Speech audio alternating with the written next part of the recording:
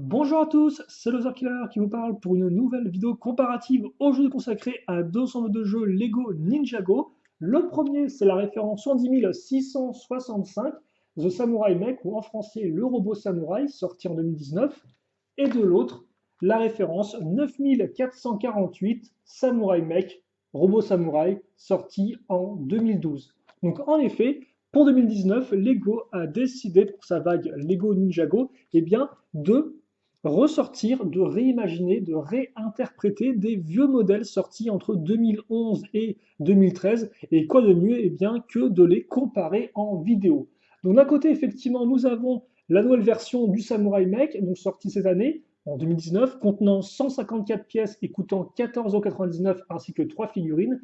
Et de l'autre, nous avons effectivement le Samurai Mech, comptant lui 452 pièces, coûtant 39,99 € et contenant lui aussi 3 figurines, ainsi qu'un petit module en plus du mecha. Donc autant vous dire que celui-ci est le plus gros modèle et que entre-temps, eh bien, ils ont essayé de réduire le modèle tout en essayant de garder les détails. Excusez-moi.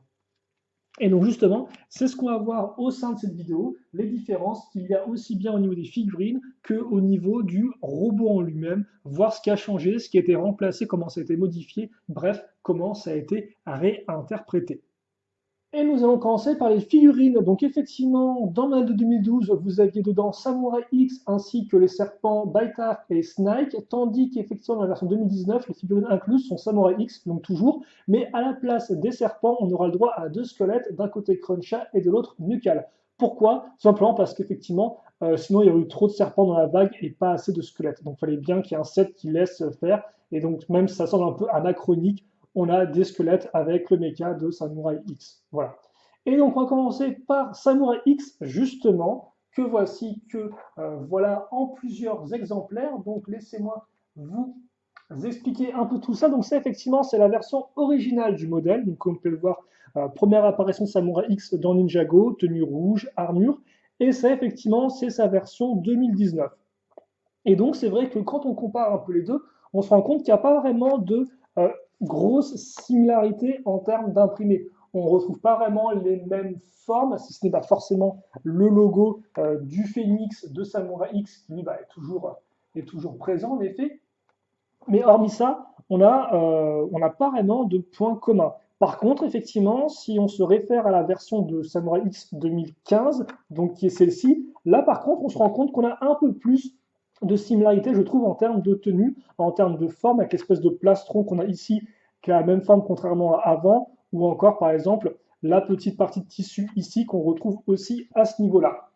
Et à l'inverse, justement, au final, cette tenue-là, elle est beaucoup plus proche de cette version-là de Samurai X qui est sortie en 2016, si je ne m'abuse, dans un pack de figurines spéciales contenant deux pirates ainsi que Zane version tournoi et donc une nouvelle version de Samurai X qui n'est pas apparue dans la série télé, si je ne dis pas de bêtises. Mais comme vous pouvez le voir, elle est ultra proche de la version ici en termes de forme. On retrouve plus ou moins les mêmes formes mais à différents niveaux. Voilà. Donc, il est intéressant effectivement de comparer les deux, au final de se rendre compte que la version 2019 n'est pas si proche que ça de la version 2012 en termes d'imprimé. Après, bien sûr, il y a tout ce qui est armure et tête. Dans le cas ici, ce sera la même chose par contre. Bon, bien sûr, hormis la tête qui a changé entre temps. Et on pourra aussi noter qu'en termes de casque, les pièces sont les mêmes, mais la couleur est différente. On est passé du métal foncé au noir, comme vous pouvez le remarquer ici. Et donc voilà pour Samurai X. Ensuite, nous avons les squelettes, et hélas pour les squelettes, je n'ai pas les figurines originelles. Toutefois, cela ne va pas empêcher effectivement de faire tout de même quelques comparaisons. Donc il faut savoir que de base, eh bien, notre ami Cruncha avec son casque et Nucal avec sa mauve, ce sont deux généraux squelettes. Donc effectivement, Cruncha de base est le général de la Terre, tandis que Nucal est le général de la foudre. Et là déjà, première petite entre guillemets, erreur entre guillemets de designer, c'est que de base, sur leur pagne, ils avaient des pagnes représentant la couleur de leur élément. Or, de base, effectivement, Cruncha a une couleur grise foncé, comme celle-ci, et Nucal a une couleur blanche, ce qui n'est pas le cas ici, effectivement. ils ont été remplacés par du rouge et du bleu. Pourquoi? Je n'en sais strictement rien. Par contre, le corps est le même. La tête, par contre, elle est différente. Effectivement, les généraux squelettes avaient tous des sortes de têtes bien spécifiques. Là, au final, le moule est certes différent, mais les têtes sont très similaires. Idem aussi, ces deux généraux de base avaient des épaulettes assez massives et uniques en leur genre. Là, ce n'est pas le cas, c'est des épaulettes beaucoup plus fines. Et enfin, dernière différence par rapport à 2011, et ça, effectivement, on peut le voir par rapport à Chopov sorti en 2011, c'est que les jambes, elles, sont différentes. Avant, les jambes des squelettes Ninjago étaient logiquement toutes nouvelles, si je ne dis pas de bêtises, avec des sortes de chaussures bottes. Maintenant, on est revenu à des jambes de squelette plus classiques.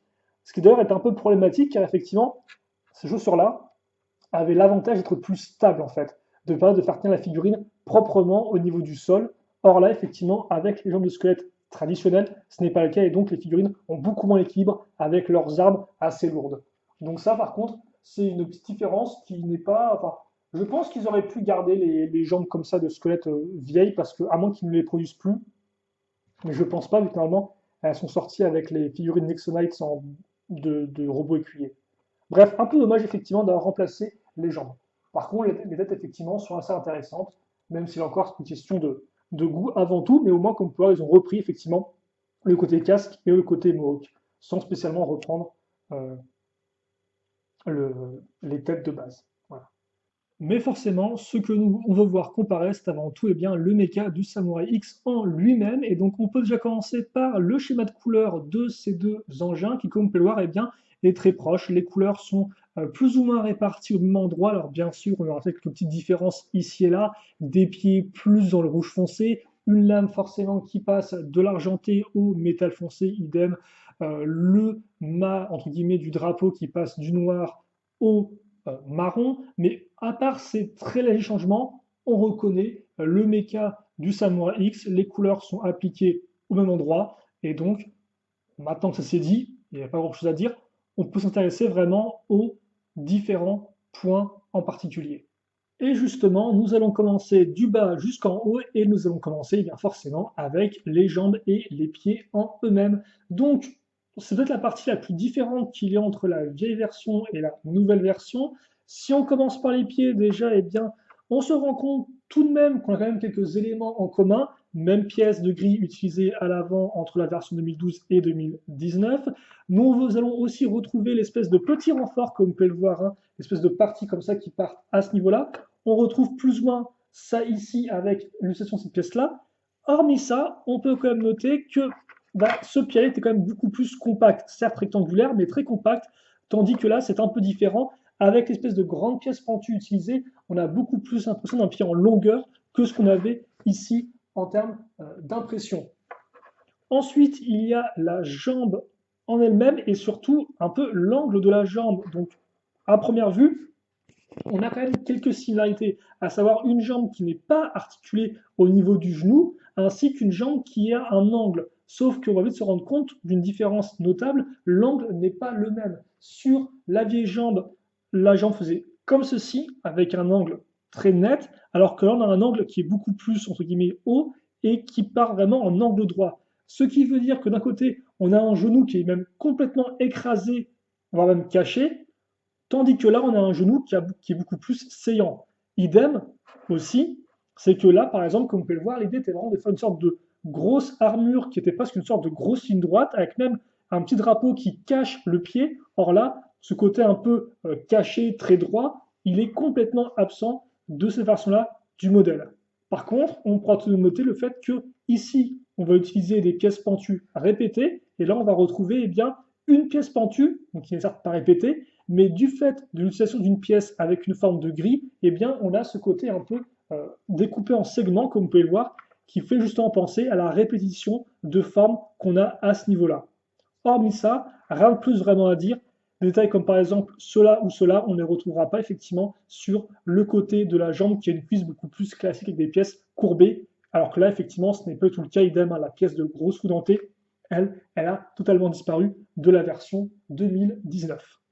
Au niveau des bras, voici celui de la version 2012. Donc d'ailleurs, c'est le bras gauche. La différence par rapport au bras droit, c'est que le bras gauche a une main avec des grosses pointes, une sorte un peu de griffe ici.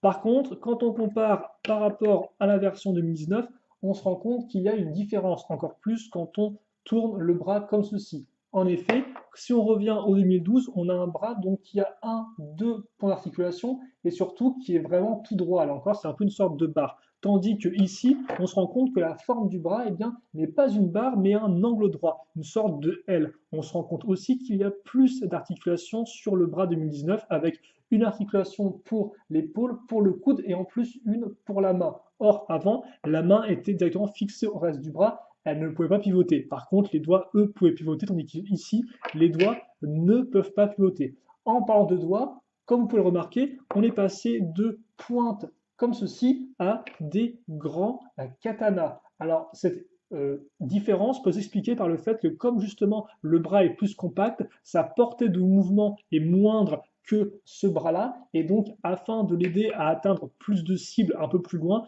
il valait mieux mettre des grands katanas que de mettre des pointes qui, ça se trouve, auraient peut-être été les mêmes, mais auraient été trop courtes pour vraiment être intéressantes. Aussi, là, l'armure donc avec les motifs répétés un fois un pentu, on va le retrouver, certes moindre en termes de taille, mais on le retrouve quand même ici. Par contre, ce qu'on ne retrouve pas, ce qui semble un peu bizarre, c'est que c'est quoi ce gros module-là? Eh bien, c'est très simple. Sur le méca de base, les épaulettes sont rattachées non pas au bras, mais au corps. Et ces épaulettes ressemblent à ceci. Des grosses pièces de train très caractéristiques qui permettent donc d'avoir une forme triangulaire et pentue. Et là, pour représenter cette pièce si spécifique, les designers ont décidé eh bien, de cumuler deux pièces ensemble. La première, c'est celle-ci, donc qui va reprendre le côté strié avec les trous, mais pour aussi représenter le côté pentu quand on le regarde de côté, ils ont décidé d'ajouter eh bien, ces pièces noires, ce qui fait que les pièces noires sur les côtés vont compléter la pièce à l'avant afin qu'on retrouve la forme un peu comme ça de triangle. Par contre, vous noterez que sur la version 2019, nous avons maintenant eh bien, des stickers ici pour représenter des éléments d'armure. Or, sur la version de base, ces éléments d'armure se contentent juste de quelques pièces casées ici au niveau de la fixation. Aussi, vous pourrez vous demander où est-ce que le canon est, vu qu'il n'apparaît pas ici. Eh bien, il apparaîtra effectivement sur la version 2019, mais au niveau du corps directement. Il y a ensuite le bras droit qui est presque similaire en tout point, si ce n'est qu'il n'y a plus de griffe et qu'il tient un katana. Et donc, cette différenciation se fait aussi sur le bras 2012, où justement, eh bien, il n'y a pas de grand katana. Par contre, il y a la petite partie dorée ici pour représenter la main, et le katana, quant à lui, forcément, a été réduit en termes de taille. Par contre, on a une vraie garde ici. Enfin, le corps, d'un côté 2012, de l'autre 2019. On va commencer par la partie basse, donc la jupe qui est toujours présente sur les deux versions. Forcément, sur la version 2012, elle est un peu plus courbée du fait de l'utilisation de pièces un peu plus grandes, alors que sur la version 2019, pas de sticker et une pièce de fanion un peu plus carrée. Par contre, l'avant de la jupe, qui auparavant était composée de plusieurs pièces et donc de plusieurs couleurs, ici est réduite à sa plus simple expression, une pièce et un sticker qui d'ailleurs reprend le même motif que sur les épaules, un motif que d'ailleurs on ne retrouve pas spécialement sur le mecha de 2012. Vient ensuite la partie du torse central avec forcément là encore un élément caractéristique en 2012, la grosse extension de toupie circulaire qu'on ne va logiquement pas retrouver sur la version 2019 du fait d'une différence de taille assez importante. Toutefois, le designer a quand même essayé de reprendre les éléments. Tout d'abord, en utilisant une pièce comme ceci, presque circulaire, eh bien, on retrouve justement la forme de cercle et aussi le côté doré. Car si on retrouve bien d'un côté comme de l'autre le symbole du phénix, comme vous pouvez le noter ici, on a en plus des sortes de parties dorées sur les côtés qui font justement eh bien, penser un peu plus à cette partie-là, à la grosse extension de toupie. Par contre, les parties ici latérales, elles ne sont pas vraiment retrouvables sur la version 2012, elles sont plus là pour vraiment boucher le mecha 2019. Aussi, autre chose qu'on ne va pas retrouver, ce sont les gros réacteurs qu'on avait à l'arrière. Tout au plus, a-t-on une petite pièce ici argentée qui peut faire éventuellement référence au réacteur. Aussi, à noter le fait qu'à l'arrière, eh bien, on retrouve une pièce rouge foncé ici et là. Je ne sais pas si c'est fait exprès, je trouve ça assez intéressant. Par contre, pour ce qu'on va retrouver, il y a le fanion, même s'il a encore différence de design oblige. Celui-ci est pointé vers l'avant, tandis que celui-ci a des couleurs différentes, forcément est plus petit, et aussi eh bien, ira vers l'arrière. Aussi, les lance-missiles qui normalement sont présents sur les épaulettes sur le méca de base, ici, comme je l'ai mentionné auparavant, on va le retrouver juste sur le haut du corps. Mais ils seront présents. Par contre, justement, là où auparavant les deux lance-missiles étaient différents, d'un côté un canon, de l'autre une arme laser peut-être un peu plus moderne, donc qui justement reflétait le côté un peu bric-à-brac du Samurai X, là ce sera les mêmes lanceurs d'un côté comme de l'autre pour une question de simplicité. Aussi, on ne retrouve pas la roue dentée, tout comme sur les jambes. Et aussi, ce qui peut sembler encore plus bizarre, c'est qu'on ne retrouve pas un des éléments les plus caractéristiques du mecha, en tout cas à première vue, c'est le fameux casque de Samurai X, le casque effectivement du méga Samurai, qui est assez massif, fait de 4 grosses pièces de cercle. Ça, on ne le retrouve pas. À moins que, et c'est là où est toute l'ingéniosité de ce modèle 2019, c'est que pour retrouver le casque, eh bien, il faut prendre la figurine de Samurai X, la placer dans son cockpit, et ainsi, eh bien, nous avons le casque du mecha comme sur l'original. Voilà, sauf que là, ça a un double effet. Sur la version de base, on avait vraiment un casque qui voulait reproduire le casque de Samurai X qui, elle, allait se placer dans le cockpit, vu que justement, dans 2012, le cockpit est un cockpit full, c'est-à-dire que la figurine, on l'entre entièrement et elle est cachée, alors que là, en fait, c'est le casque de la figurine qui permet de recréer le casque du mecha, et non pas l'inverse qui tente de recréer le casque de la figurine. Et ça, c'est particulièrement intéressant, d'autant plus que avec cette version-là, vous pouvez forcément tourner la tête du Samurai X et donc ainsi faire comme si le mecha tournait la tête, ce qui n'est pas le cas ici où c'est vraiment un gros bloc qui ne peut pas bouger.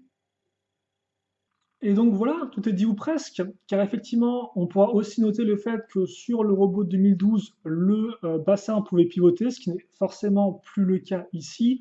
Après aussi, ce qu'on pourra se poser comme question, c'est est-ce que le nouveau modèle est plus fidèle ou pas à la série télé? Parce que c'est vrai qu'à l'époque, entre les 7 et la série télé, souvent les modèles étaient redesignés, peut-être plus de détails étaient ajoutés, c'était peut-être plus gros aussi.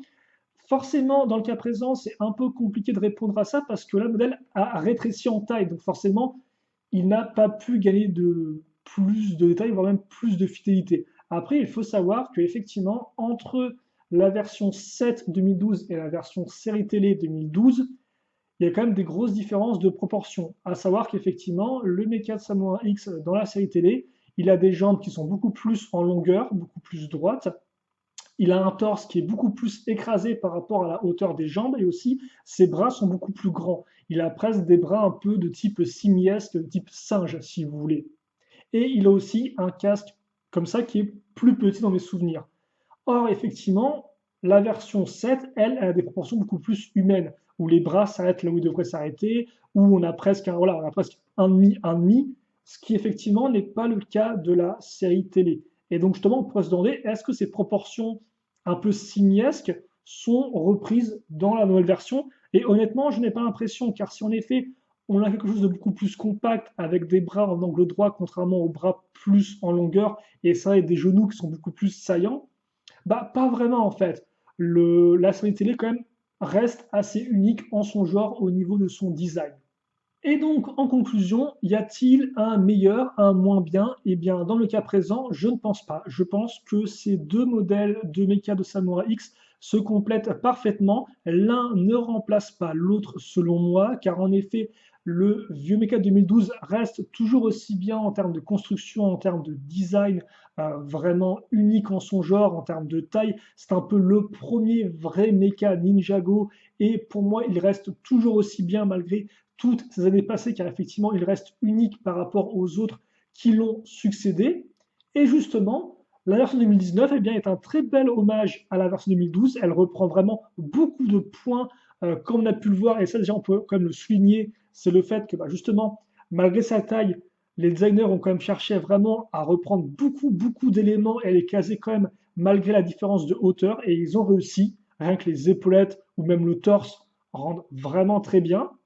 Et en plus, justement, de réussir en tant qu'hommage à reprendre les éléments caractéristiques, eh bien, je trouve que ce modèle-là n'a pas à rougir son grand frère. C'est-à-dire qu'effectivement, ce modèle-là fonctionne aussi bien tout seul. On pourrait le prendre sans même prendre lui en compte et ce serait toujours un aussi bon modèle. Donc pour moi, je ne dirais pas qu'on a une boucle qui s'est bouclée, mais si vous voulez, pour moi, c'est un des meilleurs Mecha Ninjago pour plein de raisons.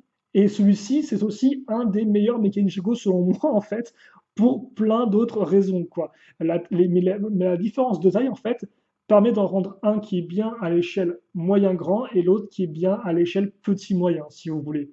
Donc, ouais, pour moi, les deux se complètent, les deux sont très réussis, et donc je pourrais aussi bien vous recommander l'un que l'autre. Je ne pense pas que vous seriez déçus, car ça reste deux très bons mechas avec un design vraiment unique en son genre, et l'un ne fait pas de l'ombre à l'autre, et inversement. Voilà. On va se quitter là-dessus, sur ces deux très jolies machines. Si vous avez des questions, des commentaires, n'hésitez pas à les poser. J'y répondrai avec grand plaisir, comme d'habitude. Et puis nous, bien sûr, eh bien, on se retrouve très prochainement pour de nouvelles vidéos. En attendant, portez-vous bien, passez une bonne journée, une bonne soirée, une bonne tout ce que vous voulez, et à la prochaine. Salut à tous et à toutes.